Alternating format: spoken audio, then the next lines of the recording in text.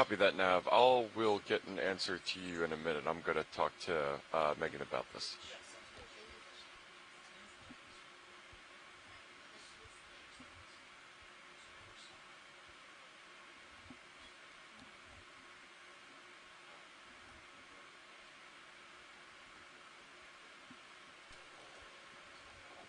Yeah, probably looks like something on your port side. Well, you see it there. Steep face. Yeah. Nice. Look at that. It's an enormous whip. Oh. Wow. Oh, this is a great example of a bamboo whip coral. This one is probably a few meters tall. Yep, taller than and V2. And it has very noticeable nodes and internodal areas. So you can see those black bands of the nodes and then the white bones of the internodes. And that's because the tissue at the Pilot, bottom half of this would we be able to get close up of these polyps? It has is no longer there, and it's being colonized probably by barnacles, I would suspect. And again, at the top of this coral, you're seeing that the polyps are very, very dense. It looks very bushy and fluffy. So likely, again, in that B clade of these whip-like bamboo corals.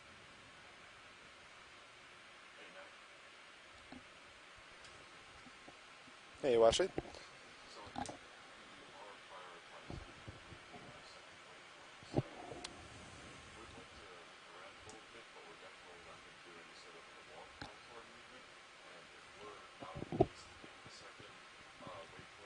Okay, you can go in partial.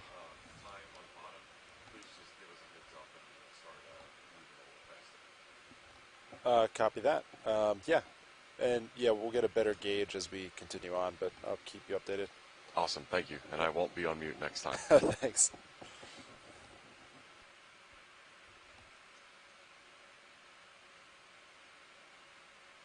It's really fascinating, Megan, just mechanically, that this coral can keep itself upright and not fall off with how much length. You can't imagine something like this in the aerial environment or on land supporting itself under its own weight. So that just kind of goes towards the difference that buoyancy in a marine environment provides in terms of sustainable angles and what is mechanically possible for organisms. That's very true. I mean, having such a long whip-like body is very important in this environment because it allows this coral to move in the current in any direction. It gives it a lot of range of motion and also gets the polyps up off the seafloor in better areas to feed compared to some of the shorter fan-like corals. So there are different solutions to the same problem of how can we get the best food available possible on the substrate, and being a long whip is one of those solutions.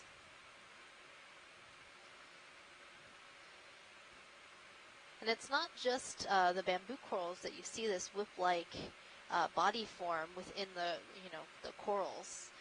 Black corals also have a few different species that also exhibit a whip-like body form, where the whole colony is a one single strand.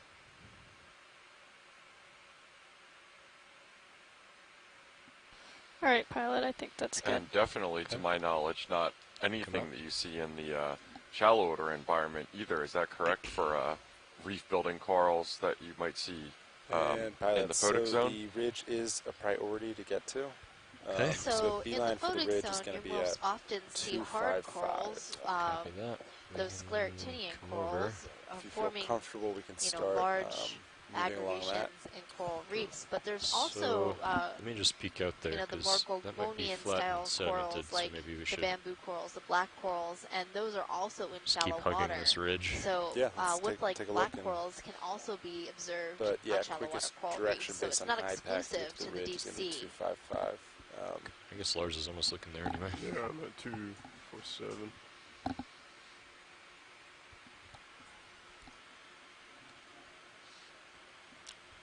I'd like to go to this side. Why don't we just go to 255 and make a couple moves up, directly up. After that, I'll come over. Sounds good.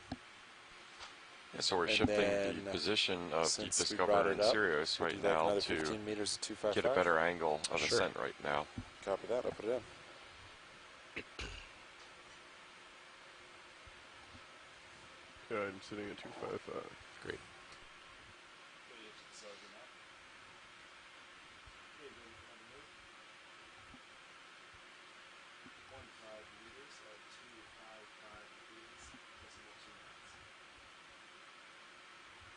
Well, this one's a very interesting coral here, this pink and yellow. So we're actually seeing a number of different things. So within this colony, I believe it is a bubblegum coral that's being overgrown with a zoanthid coral. Oh, that's interesting. And then in the branches, you're seeing the same snake stars that always seem to be associated with these bubblegum corals. I'm going to try to get a few stills of this, Lars. Yeah.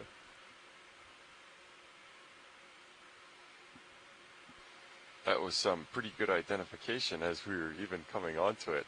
I just thought it was one pretty multicolored coral. Yeah, well, I've actually seen this association before. So when I first saw the coral, I thought it was a very strange color, and my eyes were mixing the pink and the yellow together to make sort of an orange in my mind, and I was like, well, that's interesting. And then it clicked. This pattern I've seen before, the pink and the yellow, and as we got closer, and we zoom in, we'll look at the ends of the branches of this coral, and if there's a lot of dense polyps at the ends, it's most likely a bubblegum coral. But another possibility could be that it's a corallium or a pink coral. Give it a chance to angle down a little bit. Should frame it up nicely. Okay. For the still. And sometimes, especially with try these headlights, very, Emily, or do you like this? skinny-looking Let's bubblegum just do corals, a they moment can or two really of this trick and then you into headlights in a thinking minute. they're pink Okay. corals. But now that we have a really good view of the polyp clusters, Gonna I'm take the still very off certain until that we this is a change. bubblegum coral, Paragorgia. And then you can see where the yellow of the zoanthid coral stops and where that bubblegum coral begins. So it's Okay, we actually can do headlights. overgrown the skeleton of this bubblegum Lights are coming coral. It's on parasitic now. on this coral. And eventually, it's likely that the zoanthid coral will overtake the entire colony. So the entire colony will be yellow, and there won't be any more pink of that bubble gum. And here we're seeing that snake star, probably an astroschema, wrapped around the branches of the coral. So it was likely here before the zoanthids started growing. But who knows? That's one of those questions that always eats at the back of my mind. Like, who got to the coral first? Like, as the zoanthid was, overgrowing the skeleton, did this coral just move, or did the star move around it? What happened? How did this happen? And the thing is, we might not know because All right, I'm these going to get a corals specimen can view. grow extremely slowly and live very, very long lives. As you do, I'm going to tilt even down to if we frame it up came in the back still year camera. after year, it's hard for to a few say moments. how much growth of this Let me just do parazoanthid that real quick. coral will happen within a year's time. I'll get the base in the meantime while you do Perfect. that. Perfect. That looks pretty nice. Yeah. And if we could potentially hold this, I'll turn the lights off when we're done. Yeah, if we get Keep much it more with, echinoderm take a action, few maybe without the we'll lights. get a visit Without from the, Kusma or photo. echinoderm extra on shore. Although maybe some sea stars will have to come into play before we get that. Yeah, Okay. but that's, Well, we do I have a did high some likelihood math. of seeing Yeah. some for cookie your stars, awareness, which are actually, the Okay, group I'll of come out in a stars minute and I'll that center it he up. does a Go lot ahead, of Sean. work with. Sorry. And then Actually, this hang on, let black me check coral at something the real bottom of quick. the screen is different from the one we saw earlier. Yeah, Perhaps so, a teleopathy. to the You can ridge, see that it's got sort of a you feather-like need to branching average pattern, decimal 08. but it's also sub-branching Okay. in some So we're, areas. Tina we'll move Molentsova half at the the time and Shursoff we'll be Institute okay. in Moscow Yeah. knows a lot about these black corals, and if she Sounds good. gets a good look at that, she might be able to tell us So more doable, about but what that coral Need to is. keep terrain moving. pending. Pilot, Yeah. can we get a Pressure. zoom real fast Yeah. on that coral that's at the bottom center of the screen right now? This one down here. Yeah, thank you. Yeah, you can go ahead video and frame it up, and I'll try to bring the head over. Yeah, so we're just getting a zoom on this coral right now, just so we can have that for hopeful visual identification when Tina is reviewing the footage from this dive. Yeah, I often find some of these black corals very hard to identify to genus, just because they can be pretty variable in their body forms, and I'm trying to learn a little bit more about how the branching patterns change what this coral could be.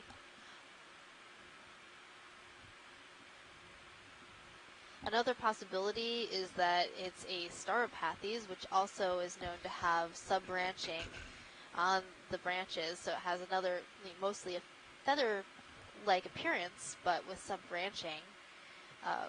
Oftentimes the Stauropathes we see are a darker brown or yellow in color, and this one is more in the orange range, but color isn't always a good identifier for animals.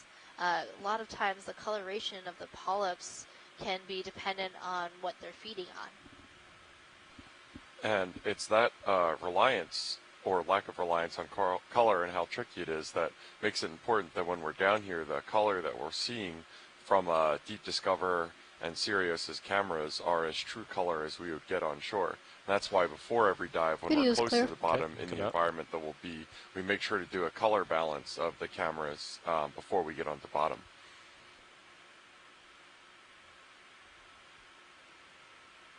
Okay, tilting up. And I'll push forward. Would you like the lights off? Sure. There's so many exciting corals and sponges here. No. Thank you, co-pilot. This is definitely making my day. We're certainly not in a substrate-limited environment, even though, as Mike Ford said on a few of the other dives, it's just because there is soft sediment on the bottom doesn't mean there aren't exciting communities. They are just less visible to the naked eye, or the naked camera, as it might be.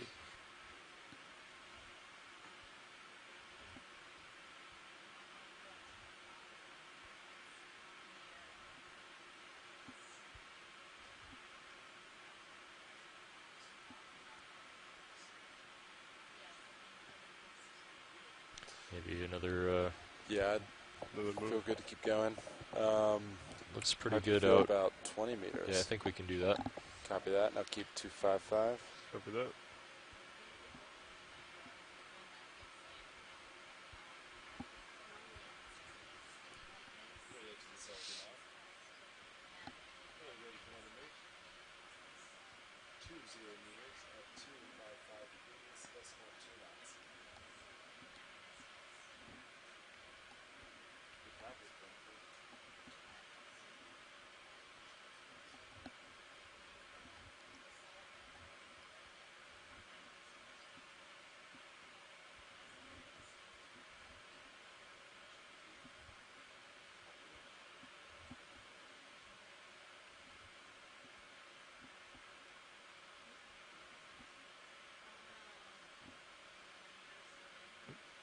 Bump there.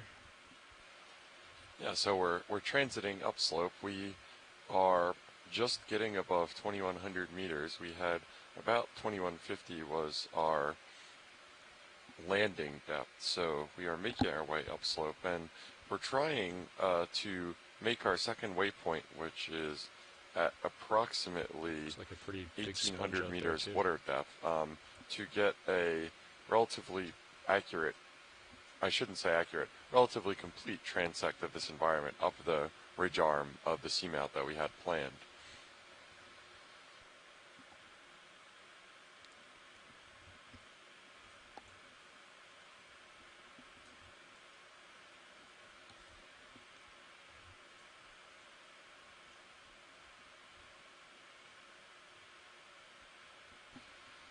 And it looks like in addition to the vase sponges that we've been seeing all over this environment since we landed, that we're also getting some of these ruffled sponges that we saw on the seabed when we landed in terms of the non-living ones. Are those living that we're seeing right now? They look really covered with sediment. Yeah, so some of them are living. The main portion of this that we're seeing right in the middle of the screen is dead, that very, very brown section. And the lighter, sort of peachy brown sponges are alive. So the sponge skeleton, once the animal has died, will eventually, slowly pick up sediment and particulates in the water, and it'll just get, gunked down with all of that sediment, and it turns that dark brown color. When the sponge is alive, anything floating through the water gets cleared out by the animal itself. So they have little cilia that'll meet, and the animal, keeps its skeleton clear, and that's why you see this, very, very white sponge, or a lighter colored sponge compared to the dead sponge, which tends to be a darker in color. The roselids, these vase-like sponges that we keep seeing, they appear to be darker in color because they have this sort of outer matrix of spicules that often collects a little bit of sediment, and it gives it that sort of tinge, but the animal itself is keeping the inside of the sponge nice and white and clear. And so if we look down into the osculum, you would see that same bright white color. Sit down here and we can zoom in. Is this a foliata sponge that we're looking at, Megan? Or something similar? Oh, this very large colony? I'm thinking it's probably in the family Farreidae, given how tubey it looks, for the lack of a better word. I'll come up with my own. Yeah. There is no better word than tubey. Last decimal 6, it's been slowly building. Yep. It's now 2.1. It's pretty high. Continue to monitor. But it also somewhat looks like one of those sponges in the list of sponges. At least the wind is pretty low today. Our Canadian partners it's building pretty quickly. Us. It's going to the north. Kind of looks like this one.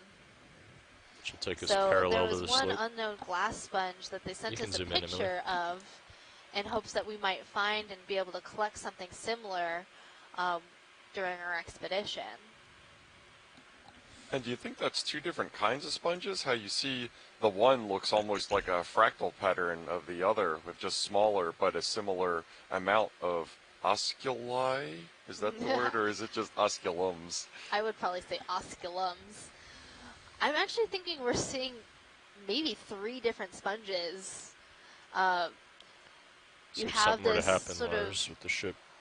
less convoluted, more flowy, tubular-looking sponge that's like the main mass of sponge. Then you have the really sort of densely frilly part. I think that's a different sponge. And then on the right-hand side of this colony was another, also tubey, but regular tubes. And I think that's a third type of sponge. Wrapped out around, or would you suggest? And also a little crab with a very efficient camouflage coloration. Yeah, so I think that's a type of squat lobster that's hanging out in one of these holes of the folds of this really crazy looking sponge. So I think we would end up drifting north pretty quickly, right? Yeah, north and then slightly west. So it might be a good sample. I think we'd come up off bottom. But I have a feeling, I'm not sure what we're getting here, if we're going to get like too many different kinds of sponge. At least 30 meters. There's also a single polyp scleric and once we were up, you could turn starboard to get to point north, on this sponge, which is also interesting because I don't think I've ever seen a cup coral growing on a sponge before. Get into token vig, and but it seems to be growing on the dead part of this sponge. So I think I'll postulate we do a that slight pan there was to the right to get the cup coral? Sure. It died, and this other sponge came along and grew on it, and another sponge came on and grew on that, and all of these animals are growing on this ancient skeletal matrix of a long since gone sponge. Because that's that dark brown area, which is dead sponge. And here we can see that cup coral that's growing there. That's a really interesting observation.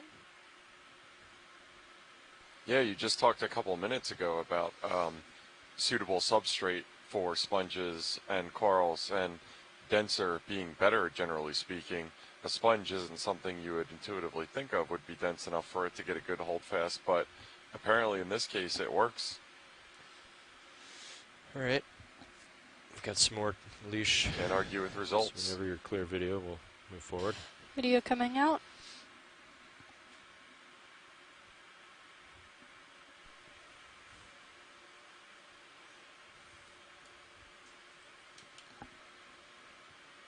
Okay, coming up, pushing ahead. And Pat, as you push ahead, if you're okay, I'd like to call in another 20 meters. Just to keep us moving, but I can pause. Yeah, I'll push ahead here. Get stretched out a little bit. I think Lars is probably still feeling that last move, right? Yeah, a little bit. Still swinging. And as we make our way along this Seamount ridge, we're going to be keeping our eyes out for some nice angular looking rocks to collect. So collecting a rock on a seamount can be really informative to geologists who are studying seamounts. So watch the, this is Pilot. Go ahead, Pilot.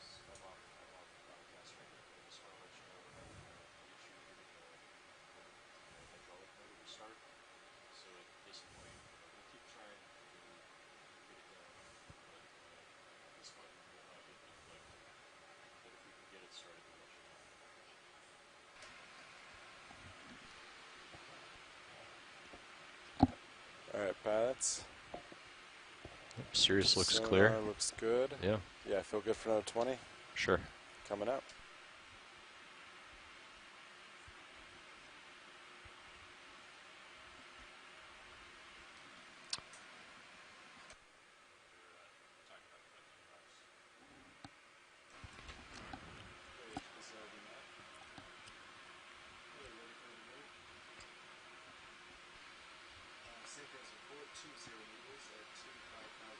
Yeah, we're transiting upslope here, and it looks like we've come into an area that even though this is going up the ridge arm, that it is fairly covered with fine sediment. So as you can see from the really distinct color contrast between those rubble and scree field that we're looking at and the sediment of the seabed, this sediment that we're seeing right now is probably sourced from just hemipelagic or full pelagic sedimentation. So you don't have to get down too far before it relatively slow, off just fine-grained accumulation of sediment on the seabed. And this is a process that was happening during the formation of the seamount itself and has obviously continued after it. This seamount chain that we're in right now, which is collectively called the New England Seamount Chain, is approximately 124 to 83 million years old.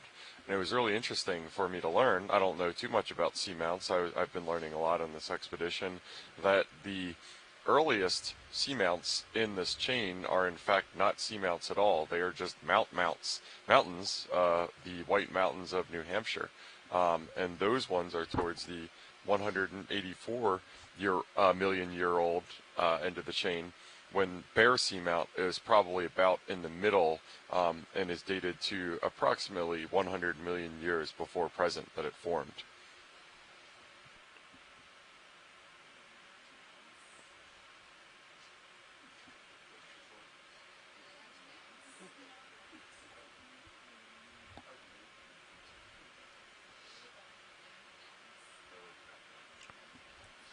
Looks like we lost our encrusted ridge with lots of stuff on it. Hopefully we find another one up ahead.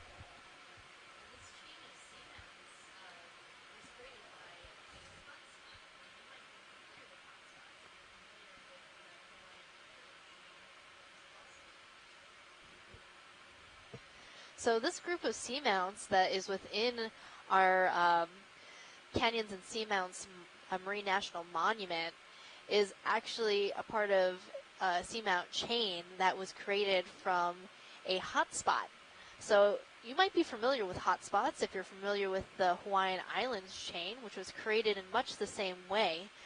This hotspot is a place where in the mantle where there's a lot of magma extrusion. And so that means that there's volcanoes in this area underneath the ocean. And that forms these mountains that eventually can become have a pink sea seamounts. cucumber. And those seamounts can eventually become islands. And the movement of the tectonic plates over this hot spot can then create a chain of islands or seamounts. And that's what we're looking at today. So it looks like we're having a holothurian, a sea cucumber, come into view. We finally have a confirmed sea cucumber, Megan. Yeah, I believe we did see some sea cucumbers on previous dives, but I've been keeping my eye out for these very nice pink and purple sea cucumbers that I'm most familiar with on Pacific seamounts. Yeah, this might be a very geologist objection, but they weren't very sea cucumbery sea cucumbers. They were sessile apparently, and they were extremely translucent to almost being the same color and really small. Okay, go but ahead, this Emily. one, you can even get a rock jock to look at this thing and say that, wow, that sure is a sea cucumber. Yeah, so the sea cucumbers that you were talking about, Jeff, are the solid sea cucumbers, which are a sessile type of sea cucumber, meaning that it can't move freely along the bottom. It acts more like an anemone, where it's using its feeding appendages and staying in one place its entire life. Now, this one that we're looking at, this pink sea cucumber, is likely in the family Synallactidae, a type of sea cucumber we often see on seamounts, and they come in a number of really beautiful colors, from translucent white to pink to purple. And they have these really fun appendages all along their back.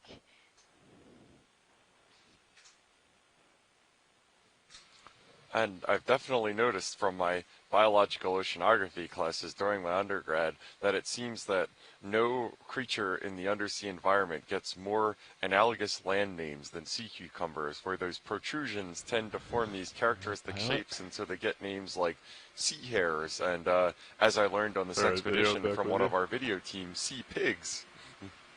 So sea hares Hello, are pilot. usually actually mollusks. Just FYI. And sea pigs, this is not a sea pig. The sea pigs are in the family Elliptidae, and they have these sort of Video is clear. little walking feet. And they use their hydrostatic skeleton, the water pressure in their skeleton, to actually amble along the seafloor on their little feet.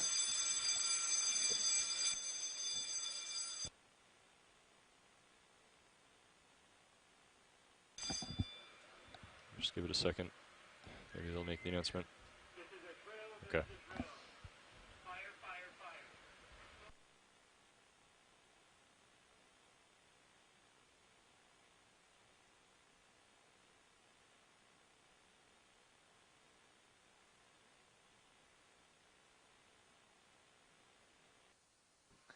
Sorry for the brief silence. We are doing a fire drill aboard the ship, but your science leads, Megan and Jeff, will be staying here to keep showing you more about the bottom. But it's really important to do these drills aboard our ship because, in case of an emergency, everybody is trained and knows exactly where they need to go and how they can help in an emergency. So the rest of the crew will be doing a fire drill right now, but your ROV team and your science leads will be continuing to fly at the bottom. You don't want to just run off with the ROV doing its own thing. Whoa, look at that crustacean go. That was a little squat lobster, and that's how they do their little squat lobster swim that I was telling you about. They sort of bloop, bloop, bloop backwards. I love it. Bloop being the technical term, of course. Of course.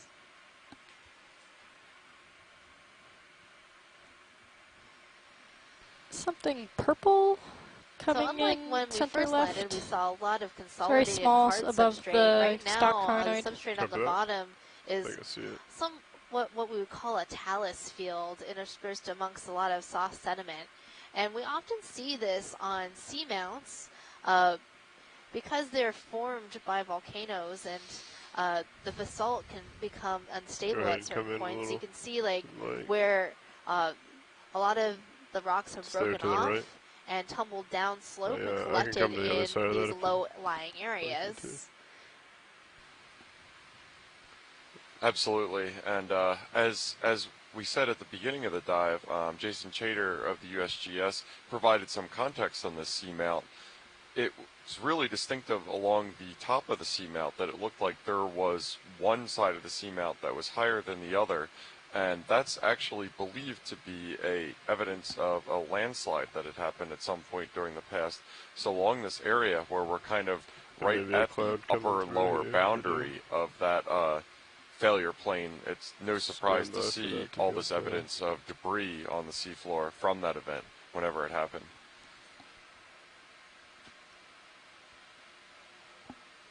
Okay, looking down 60 degrees, but Copy. I think the ship has stopped. And So we're going to sit down for a minute and Yeah, we've been stopped take a while. a look here.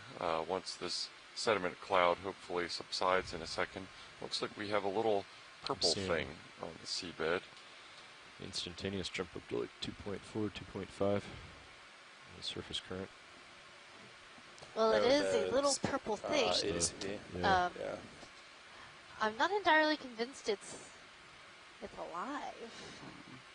But maybe once the Should sediment drift away, and the clears, current's pretty low right here. we can see a little bit more of your purple thing.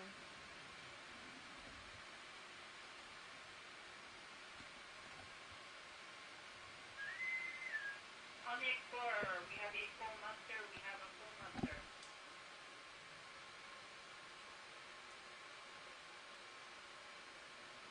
It almost looks like seaweed or kelp in the body plan or the shape of it, very ribbony, but obviously the color is pretty distinctive and different. One That's thing max that zoom. not to rule out that it could very well be is also human debris. Yeah, this might be anthropogenic. I'm going to go Yeah, back wide. this is Copy that. definitely not a coral or a sponge or anything living that I know of. Sorry, pilot. And given its really Oh, bright no worries. color, I That would was my probably mistake for say kicking it up a might little be a bit of piece of dust. plastic. Yeah, it's good to keep moving too. Copy. Heading up.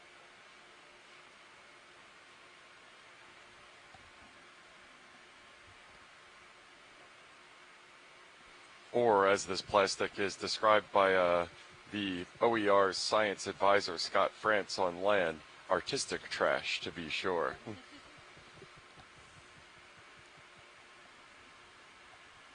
The bright coloration was doing its best job to the confuse rock the there to scientists the who wanted right. Does to that look different to you? eagerly interpret it as some kind of cool creature, Come in just a second. but no dice. Feel free to do a snap zoom on this rock here. No. Okay. Full wide.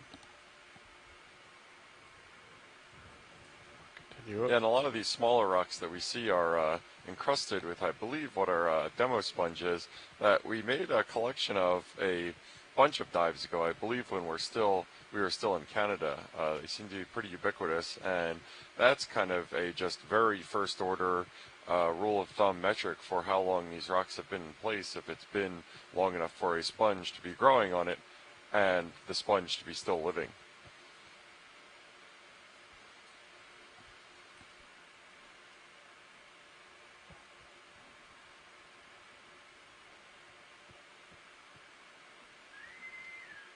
On the Explorer, fire is reported in the engine room. Fire has been reported in the engine room.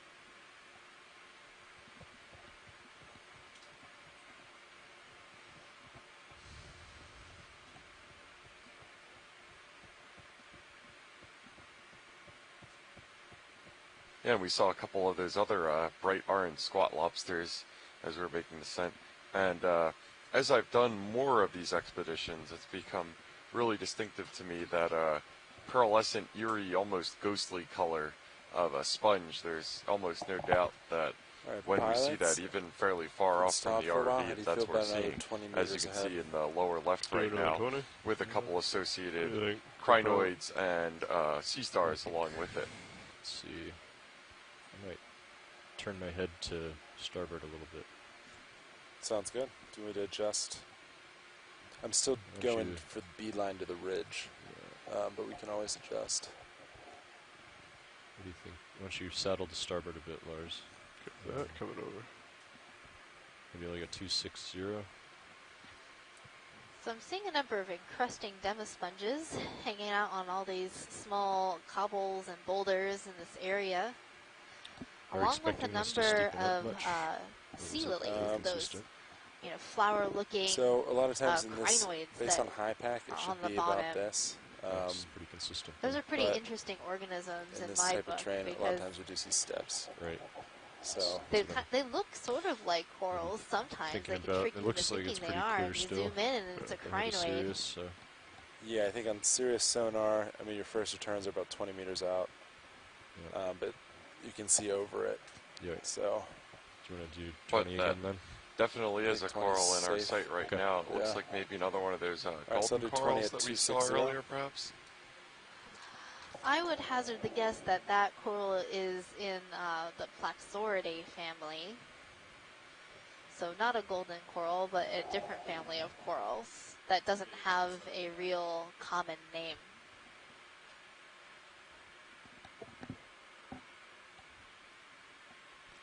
And there is another one of these really elongate whip-like corals that we've been seeing coming into view right now. Not quite as magnificently twirly and Dr. Seuss-like as that really, really long one that we saw before, but still quite long.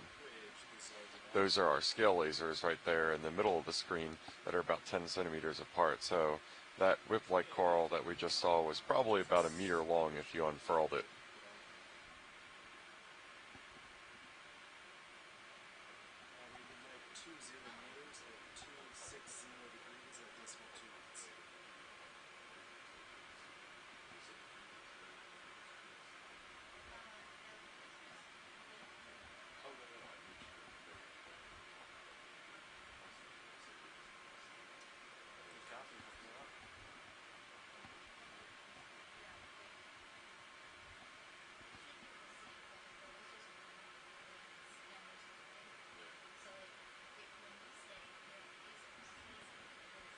Any interest in this darker colored?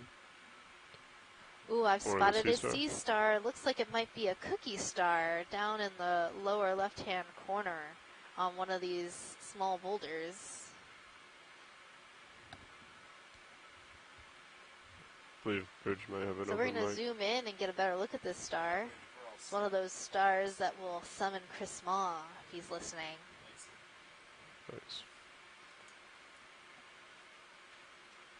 So Chris works at the Smithsonian, and his expertise is in describing Feel free to come in sea if stars you- like this. He's written a number of papers about Come down on the different rotator. types of sea stars, and Bring it has over been working to the pretty corner hard wall. at describing a number of new species that we've found on the Okeanos expeditions.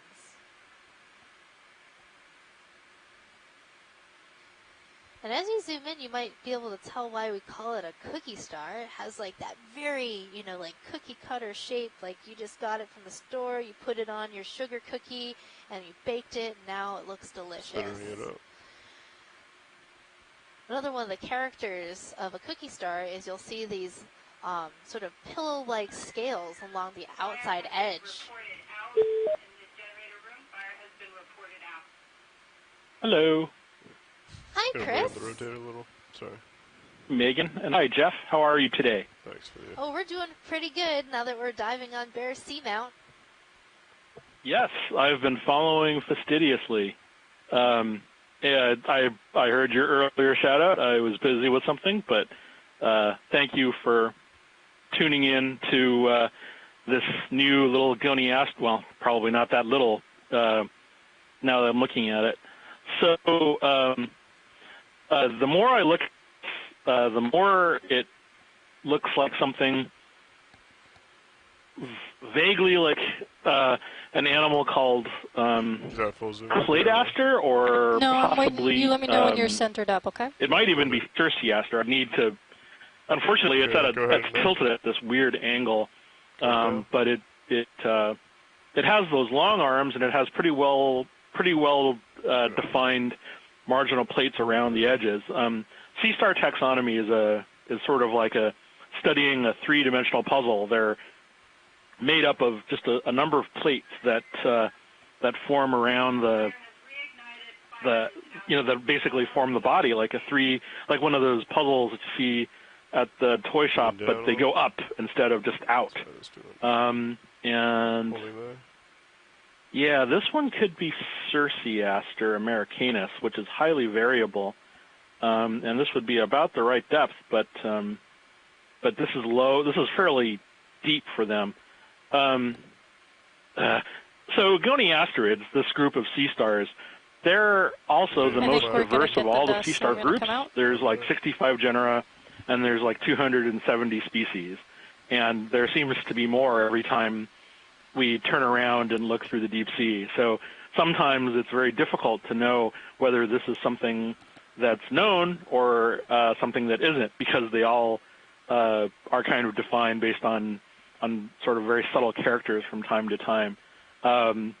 I've already described one species of sea star from Bear Seamount, Evoplasoma watlingi, which is a coral predator, which is, I guess, a great irony, considering that the person whom I named the star after actually studies corals, but that's just becoming a regular thing now, where I describe species after people who collect them, and it turns out that a lot of the people who collect coral predators are people who study coral. So, yeah.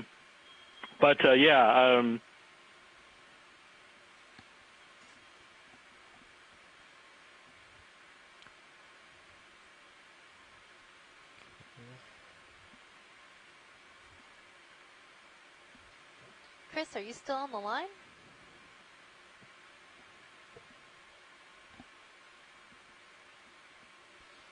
I thought it was a poignant pause, but I think it might have just been a call dropout. So hopefully, if it is, Chris can rejoin us in a minute.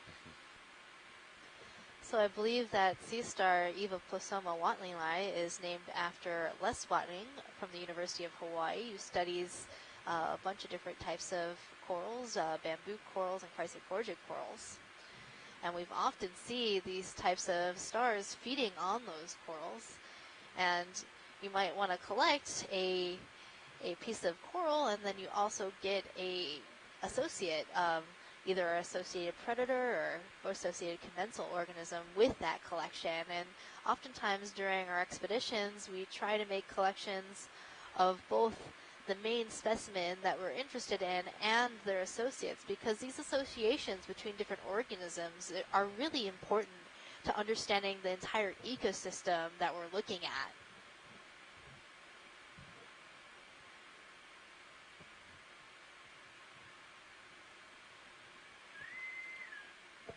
Preparing to release the halon. Preparing to release the halon.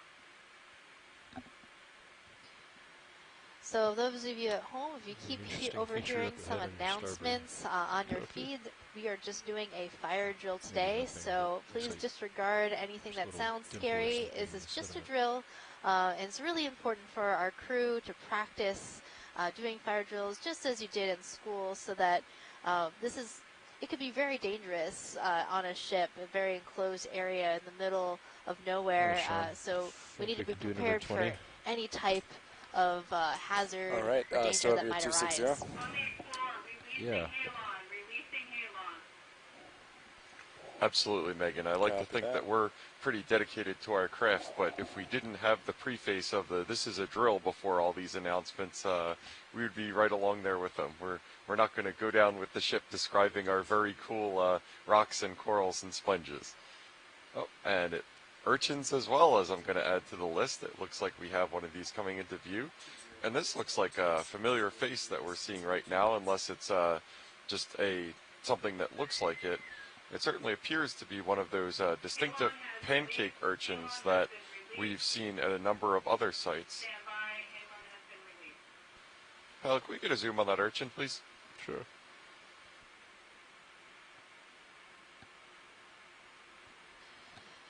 Yeah, I think you're right, Jeff. It's your favorite, the pancake urchin.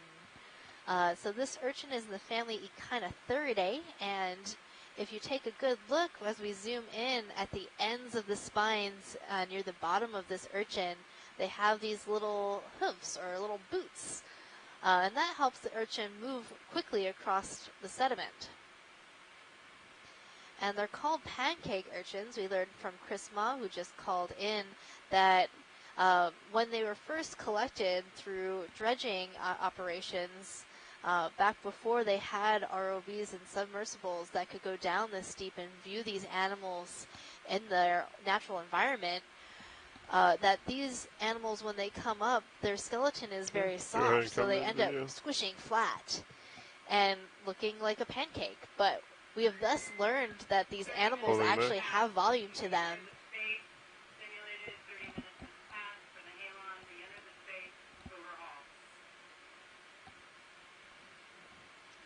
So now that we can actually take a look at these animals as they would live their normal lives, you can see the different types of structures that they have.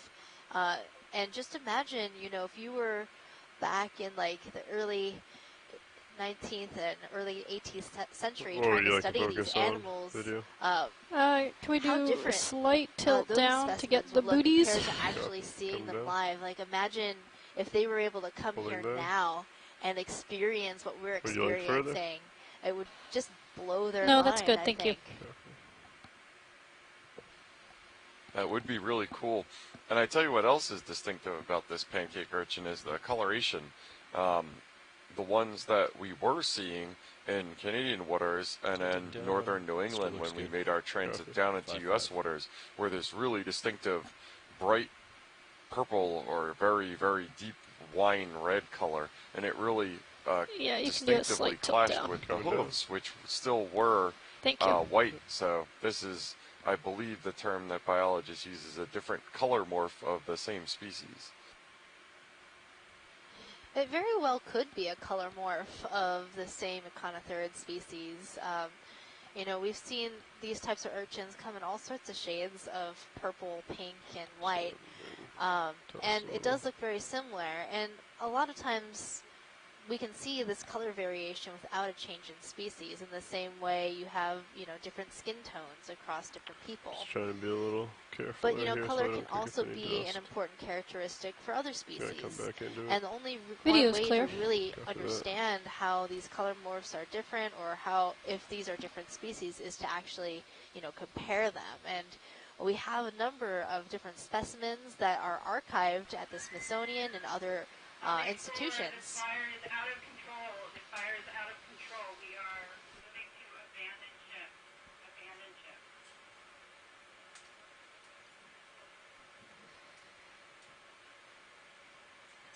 Oh, excuse us.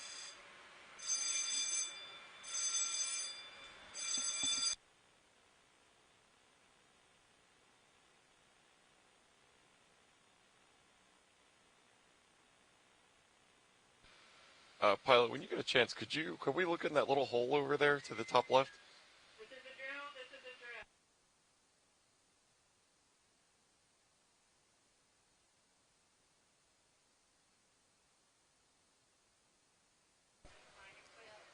All hands report to your abandoned ship state. And pilots, just for your awareness, I don't know what could have caused this, but the sonar on Sirius, see those little dots that just kind of popped up? Yeah, so we are crawling up on these, what certainly looks like a barrow like here. Like this is an area of predominantly fine sediment in between this rubbly debris field, and we're going to poke our little ROV nose in here to see if we can see if anybody's home. So there's actually two burrows here, and I believe that they are connected. So oftentimes animals will create a burrow with two back entrance and a front entrance, and that can be really helpful for, you know, escape if we wanted to hit the high beams, if I can speak correctly, the fog lights, and also for water flow through the burrow, so the animal living in there is, you know, breathing and using the oxygen within the water, and without an exit and an entrance, that water can become stagnant and difficult to breathe, so the animal would have to come out, which could be a dangerous thing to do if you're something tasty that a predator might want to look into eating. So That's a really, really interesting observation of a burrow. Take a look at this as we come down over it. And then also spotted around this area, I'm noticing a lot of bottle brush shaped Chrysogorgia corals. Those are those golden corals that we were talking about earlier. We often see a number of associated organisms living in the branches. Yeah, it's like perfect spacing. The main one that I often associate with seeing a Chrysogorgia coral is a type of squat lobster. Squat lobsters are almost always seen in the branches of these types of corals. All hands, this is a dawning girl. This is a dawning girl.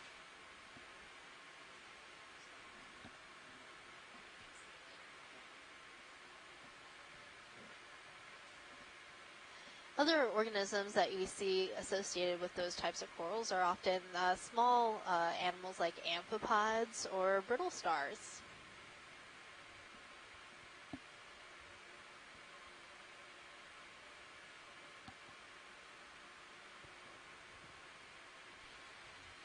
These squat lobsters are really active.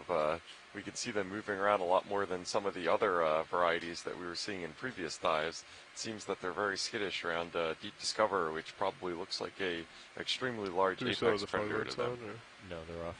Okay. Well, our lights are pretty bright, and they probably are sensing some of the movement of the water as we slowly drift past.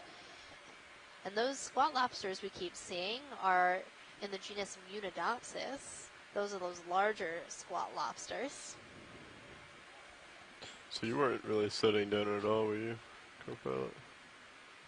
No, it's pretty different terrain than what I was on earlier. Yeah, Pat, speaking of terrain, would you like another 20 meters ahead? Yeah, sure. Yeah, I think there's a very yellow encrusting sponge on that rock, and then also on one of the smaller pebbles is a sea lily, a type of crinoid that has an attachment that attaches firmly to a substrate. So unlike the feather stars that have little legs that will curl around wherever they want to land, these ones are sessile and stay in place, but they're actually related to one another.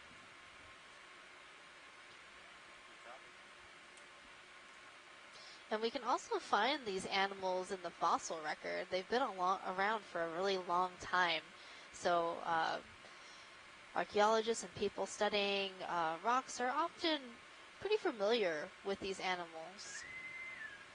On Explorer, full muster, stand by for closest point of land information. Go ahead and come in on the sponge.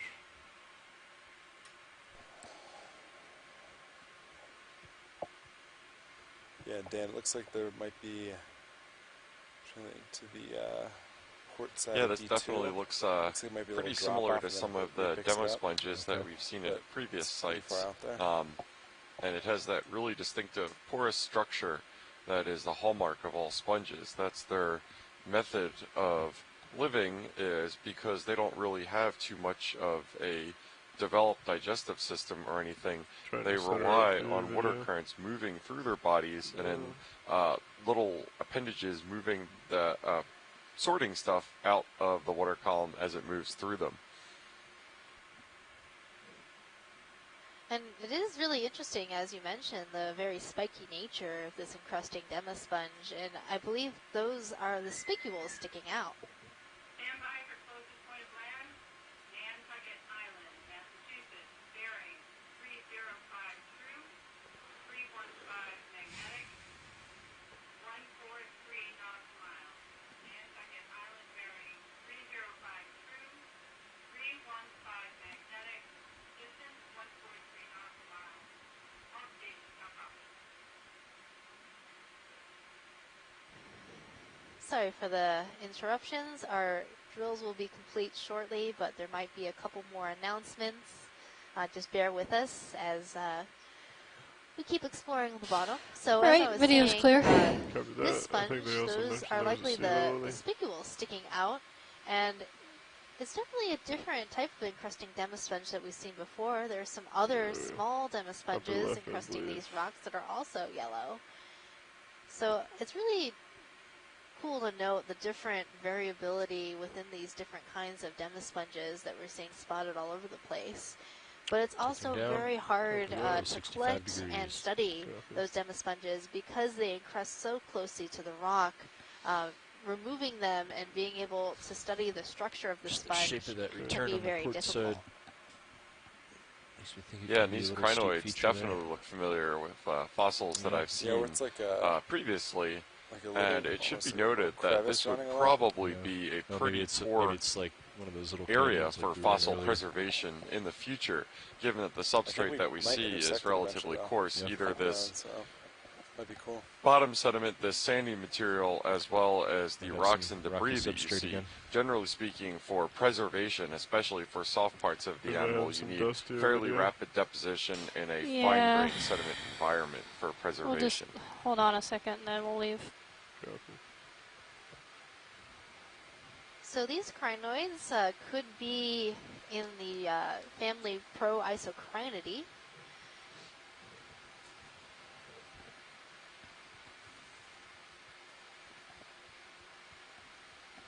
And to make that identification, I was comparing images from our deep sea animal guide.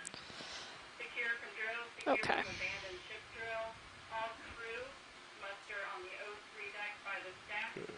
Forward.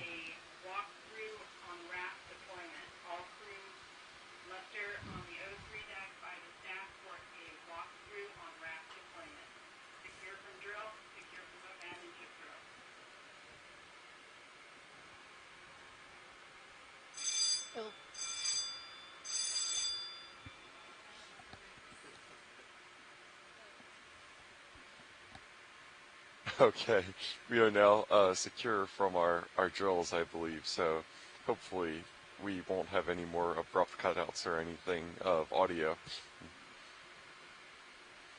As we transit over and see a couple more of these distinctive crinoids, we've also seen a number of krill in the water column here too. What is notably distinctive than what we've seen on our previous dives, especially our recent ones, have been the abundance of short-finned squid that we observed in a few of our previous ones, and that should probably come as not too much of a surprise given that we're at fairly deep depths and seaward of the canyons that we were studying before. That's right, Jeff. I'm not sure how deep those short-finned squid swim, but most of the dives that we saw them during were relatively shallow, so shallower than 1,000 meters, and we're close to 2,000 meters, which definitely makes sense to me as being too deep to see that particular species. But that doesn't mean that there aren't short-finned squid near this area.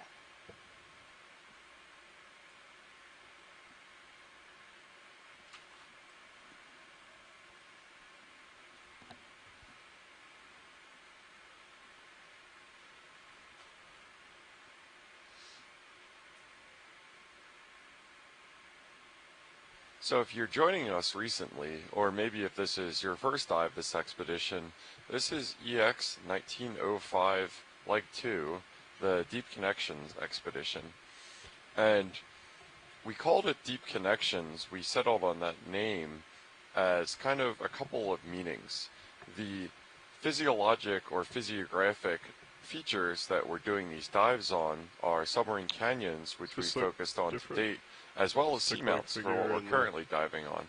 And the connections that we're kind of focusing on there is the fact that submarine canyons and seamounts serve as connections between the relatively shallow continental shelf as well as the deep ocean where we're currently at. Might be a dead sponge. And it looks like we're focusing on a piece of dead coral that we're seeing here, Mike. Is that right? No, it actually looks like dead sponge to me. So again, the dead sponge tends to pick up the sediment in the area I don't think so. and be very much the same color. It looks very porous, and as we got that nice zoom in, it looked like it was full of sort of crisscrossing, fuzzy look to it. So that was a piece of dead sponge. I couldn't tell you what kind of sponge it was because, well, live sponges can be very distinct looking. The dead ones tend to start looking all the same. But, you know, sometimes some sponges have a very, very unique shape and texture and might be able to make an educated guess as to what family it belongs going off to starboard. Yeah, I saw that